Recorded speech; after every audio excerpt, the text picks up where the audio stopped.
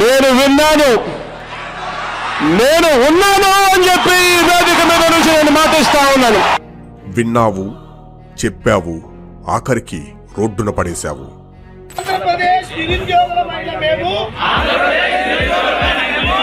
జగన్ పాలనలో ఘోరంగా మోసపోయాము. మాట తప్పనన్నావు, మడిమ తిప్పనన్నావు, ఆఖరికి నమ్మి ఓటేసిన నిరుద్యోగుల గొంతు కోశావు. జాబ్ క్యాలెండర్ అన్నావు, ఒక్క ఛాన్స్ అన్నావు, ఆఖరికి 24% నిరుద్యోగంతో రాష్ట్రాన్ని నాశనం చేశావు. అధికారంలోకి వచ్చిన తర్వాత మెగా డిఎస్సీ పెడతామని చెప్పి ప్రతి పిల్లాడికి చెప్తా ఉన్నా. మరి ఏమైంది ఈ హామీ? నీ 300కు పైగా తీర్చని హామీలలో కలిసిపోయిందా? 5 ఏళ్లుగా ఎదురుచూస్తున్న నిరుద్యోగులు ఎలక్షన్ ముందు గుర్తొచ్చారా?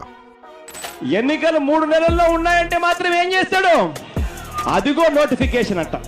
5 ఏళ్లు నిద్రపోయి ఎలక్షన్స్కి 2 నెలల ముందు చేస్తున్న ఈ పనిని ఏమనాలి? కనీసం ఫైనాన్స్ అప్రూవల్ లేకుండా డిఎస్సి నోటిఫికేషన్ ఇస్తున్నా అంటే నమ్మటానికి నిరుద్యోగులు నీ పార్టీ కార్యకర్తలు కాదు. అంగన్వాడీ జీతాలు పెంచమంటే రాబోవు టీడీపీ ప్రభుత్వంలో చేస్తారని అప్పచెప్పినట్టు నిరుద్యోగులు డిఎస్సిని రాబోవు టీడీపీ ప్రభుత్వానికి అప్పచెప్పటం నీ చేతకానితనానికి నిదర్శనం.